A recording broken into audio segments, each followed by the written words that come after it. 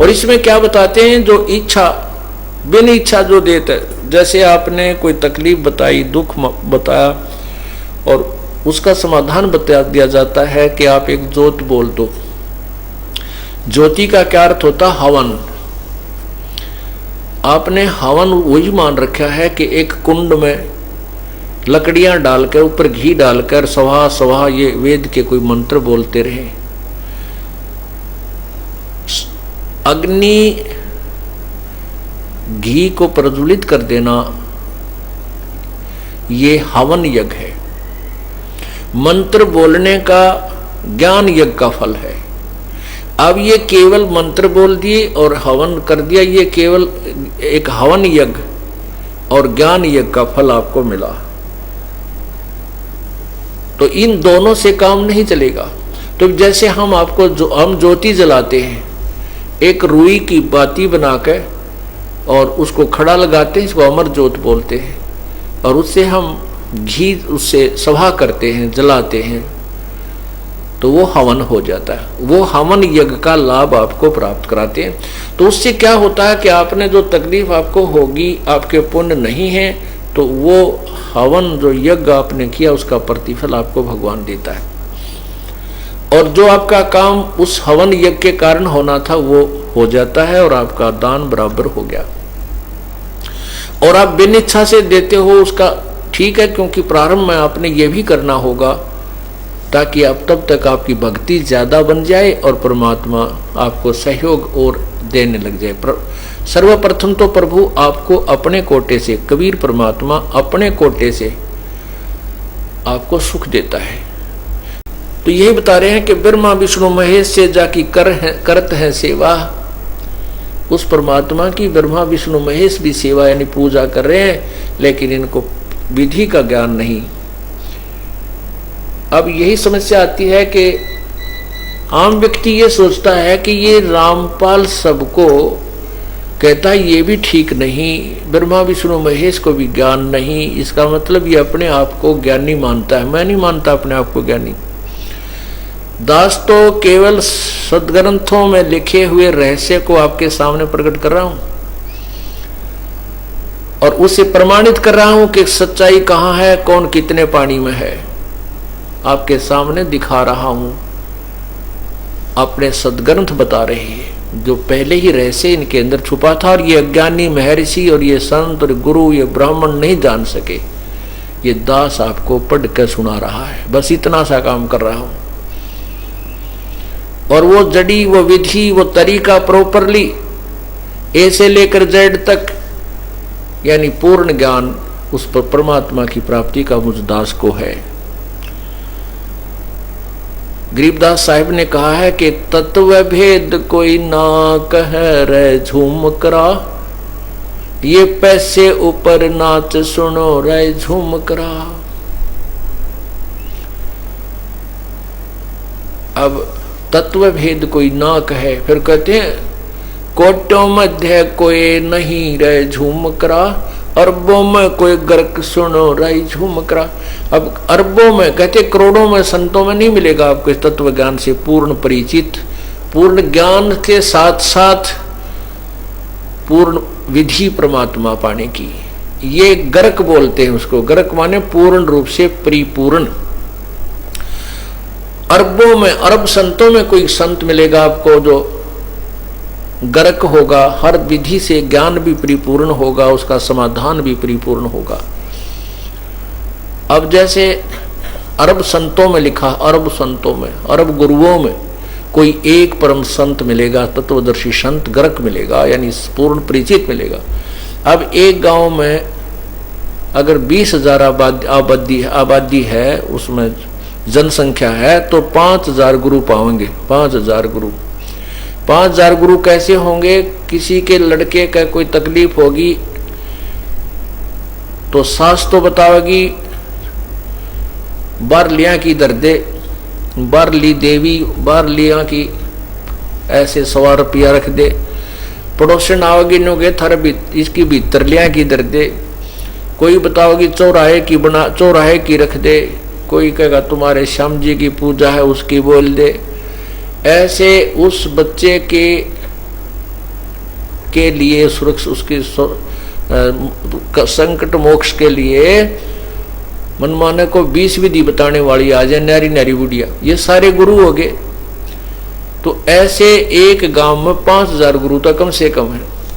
तो ऐसे कहते हैं, फिर कोई हनुमान जी की विधि बताने वाला, कोई श्री राम जी की विधि बताने वाला, कोई श्री कृष्ण जी की, कोई शिव जी की ही, और कोई भैरव भूत के जंतर मंत्र बताने वाले की गिनती को नहीं। तो ऐसे बताया कि करोड़ों में कोई है नहीं रे झुमकरा, कोई ब्रह्मा विष्णु महेश तक की पूजा बताता है, कोई ब्रह्म तक की बताता, आगे को जानता ही नहीं, ब्रह्म तक आगे तक किसी की बुद्धि है ही नहीं। तो यहां बताया है कि अरबों में कोई ग्रक सुनो रे झुमकरा, अरब संतों में, अरब गुरुओं में कोई एक तत्वदर्शी संत अर्थात पूर्ण गुरु, जगत गुरु मिलेगा। वो ग्रक परिपूर्ण होगा, ज्ञान भी पूरा होगा और उसका समाधान भी पूरा होगा।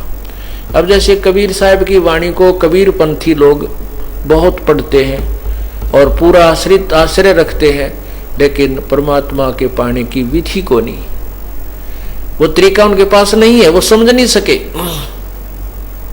तो उस ज्ञान से भी, वो ज्ञान भी व्यर्थ है, ज्ञान भी व्यर्थ है जब तक समाधान नहीं है। तो इसलिए आपको ज्ञान हो गया कि आपका भयंकर बीमारी है और औषधि है नहीं, तो उस ज्ञान का क्या बने? वो तो डॉक्टर चाहिए, जो जड़ी, वैद्य चाहिए, जो जड़ी बना कर रख रखी है, वो जड़ी देगा तो ठीक हो जाएगा। इस प्रकार बताया है। कहते हैं अब अपने अपने हिसाब से सब साधना करते हैं,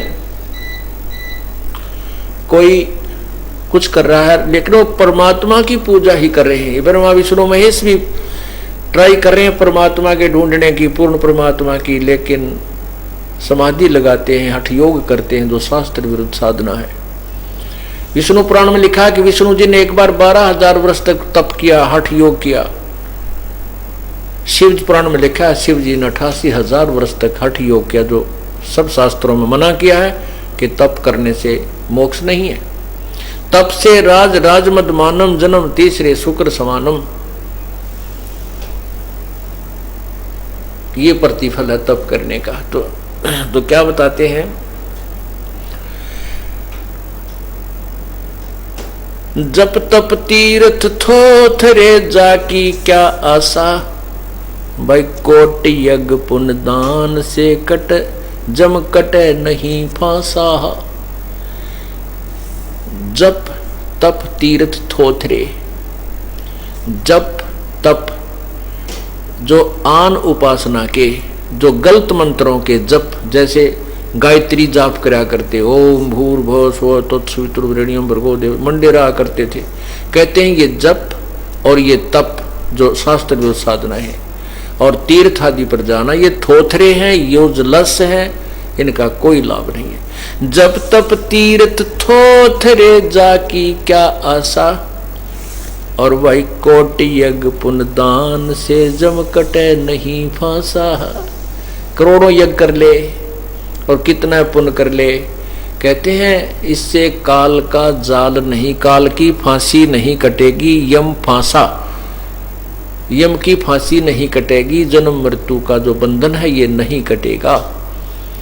क्या बताते हैं उसके बारे में, यहां देन वाले है ये मिटे नहीं झगड़ा। कहते यहां दान कर दिया, कहीं पुण्य दान तुमने कर दिए और उसका स्वर्ग में फल ले लिया, ये मिटे नहीं झगड़ा, ये सारी उम्र का झंझट हो गया, असंख्य जन्मों का झंझट हो गया, असंख्य जन्मों का। यहां देन वाले है ये मिटे नहीं झगड़ा, वो बिना पंथ की बाट है पावे को दगड़ा। कौन सी? सतलोक में जो हम जाएंगे वो बिना पंथ रास्ता नहीं है उसको, जैसे अभी तक हम बताते आए हैं। क्योंकि जैसे मूल कमल में गणेश जी, स्वाद चक्र में सावित्री ब्रह्मा जी, नाभि कमल में विष्णु और लक्ष्मी जी, हृदय कमल में शिव और पार्वती जी, कंठ कमल में दुर्गा जी प्रकृति देवी, और फिर ऊपर सहस्रार कमल में ज्योति निरंजन जी। तो त्रिकुटी कमल में एक परमात्मा, वो एक कॉमन स्थान है जिसमें जहाँ जिस लोक में जिसको जाना है, जिस देव के वो त्रिकुटी से जा जाता है। तो त्रिकुटी से आगे कोई नहीं जानता, यहां तक तो दगड़ा है, रास्ता है, इसका पता है। कहते वो वहां से फिर आगे सतलोक को जाना है, वो इस विधि तुम्हें उसका पता है को नहीं। तो क्या बता रहे हैं गरीबदास साहिब जी, भगवान की महिमा बता रहे हैं कि वो बिना पंथ की बाट है। बाट माने वो सफर बगैर रास्ते का है, उसका तुम्हें ज्ञान नहीं। पावे को दगड़ा, उस रास्ते को, उस मार्ग को कौन प्राप्त कर सकता है। फिर बताते हैं अगर दान भी तुमने देना है, बिन इच्छा जो देत है सो दान कहावे, और फल चावे नहीं तास का वो अमरापुर जावे। इच्छा रूपी भक्ति कराही सो सुख सागर जावत नाही। अब जैसे आप कोई, अब हम भी आपसे पुण्य कराते हैं, धर्म कराते हैं, यज्ञ करवाते हैं, पाठ करवाते हैं, दान करवाते हैं, तो ये दान आवश्यक है। जैसे खेत में बीज बीज दिया और खाद पानी डाला नहीं, तो बीज जो बीज दिया उसमें खाद पानी, नाम तो बीज है, खाद और पानी, जल, ये धर्म, ये पुण्य है, यज्ञ है, ये भी आवश्यक है। और जैसे अभी आपको बताया कि वो यहाँ देन वहां लेन है, ये मिटे नहीं झगड़ा। अब जैसे ही वो तो यहाँ से पुण्य आपने किया है कॉमनली बगैर किसी प्रॉपर वे से, तो लाभ उसका भी मिलता है। जैसे आप पक्षियों को दाने डाल देते हो, चींटियों को डाल देते हो, जैसे पिंडदान कराते हैं, मछलियां कुछ दाने खा लेती, वो उनका थोड़ा बहुत पुण्य आपको अवश्य मिलता है।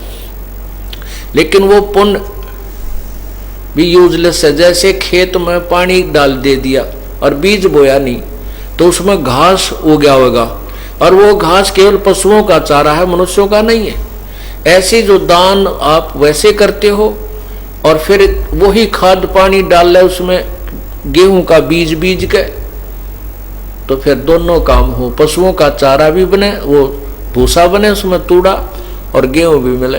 तो ऐसे ही ये मोक्ष मार्ग जो ये दास आपको बता रहा है, इस विधि से किया हुआ पुण्य और दान आपको दोनों लाभ देगा।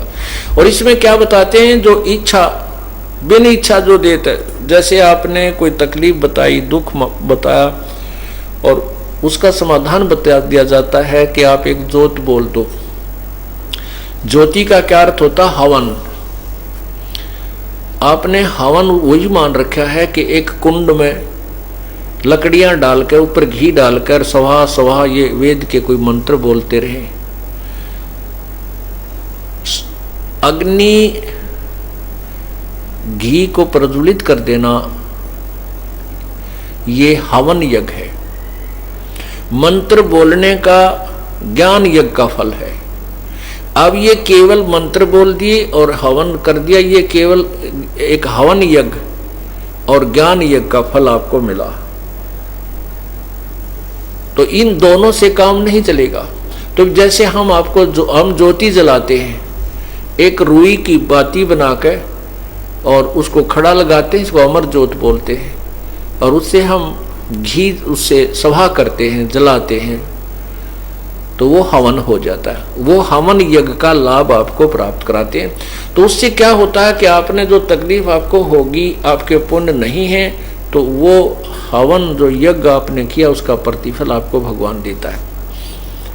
और जो आपका काम उस हवन यज्ञ के कारण होना था वो हो जाता है, और आपका दान बराबर हो गया।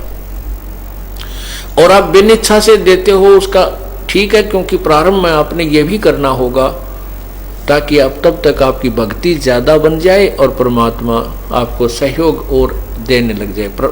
सर्वप्रथम तो प्रभु आपको अपने कोटे से, कबीर परमात्मा अपने कोटे से आपको सुख देता है। फिर आपको विधि बताई जाती है, आप ऐसे कीजिए, ऐसे कीजिए। जैसे सरकार ग्रांट देती है, सब्सिडी दे देती है। अब सब्सिडी इसलिए देती है कि ये अपने पैरों पर खड़ा हो जाए, अपना धंधा कर ले, अपना घर बसा ले, ये कुछ अपने जो निर्धनता को दूर कर ले। और वो कुछ करता नहीं है, उस सब्सिडी ने लेकर खा पी कर अपना दारू तुप्पा पी कर बर्बाद कर देता है, वो ज्यों का त्यों रह जाता है, वो बराबर हो जाता है। इसी प्रकार परमात्मा पहले आपको अपने कोटे से सुख देता है, सब्सिडी देता है कि अब तू लालच देता है कि तू भक्ति कर ले, तुझे सुख मिलेगा। फिर आपको बताता है कि ऐसे कर ले, ऐसे कर ले। तो खुद मेहनत कर, नाम जाप कर, सेवा कर, सिमरन कर, तो साहूकार बन जाएगा। तो यहाँ तो जो दान आप किसी इच्छा के लिए बोलते हो, मैं जोत बोलता हूँ, मैं पाठ बोलता हूँ, वो पाठ जिस उद्देश्य से बोला वो काम कर देगा आपका, लेकिन दान बराबर हो गया, समाप्त हुआ। और आप उसके साथ साथ एक आध दान, एक आध पाठ, हवन, ज्योति बगैर इच्छा के भी कराइए, प्रारंभ कीजिए, उसका प्रतिफल मत मांगिए, तो वो आपको दोनों लाभ देगा। आपके वो काम भी ठीक करेगा जो उस हवन के लेवल का है और पाठ के लेवल का है, और साथ में उसका अन्य फल और भी मिलेगा। यह समाप्त नहीं होगा, वो आपके गुड अकाउंट में भी लिखा जाएगा। और जो आपने किसी उद्देश्य पूर्ति के लिए क्या, वो बराबर हो जाएगा, खत्म हो जाएगा। इस प्रकार इस ज्ञान को समझना है। क्या बताते हैं? बिन इच्छा जो देत है सो दान कहावे, और फल बचे नहीं तास का अमरापुर जावे। तो वो जो पुण्य आपने बगैर इच्छा के जो दान किया है, पाठ करवाए हैं, उसको वो आपको दोनों लाभ देगा। जो पाठ के लेवल का लाभ वो तो देगा ही देगा, और साथ में अमर लोक में जाने में सहयोग देगा, भक्ति में भी आपका उसका कुछ क्रेडिट जोड़ दिया जाएगा, अर्थात परलोक के लिए भी वो सेव रह जाएगा, बच जाएगा।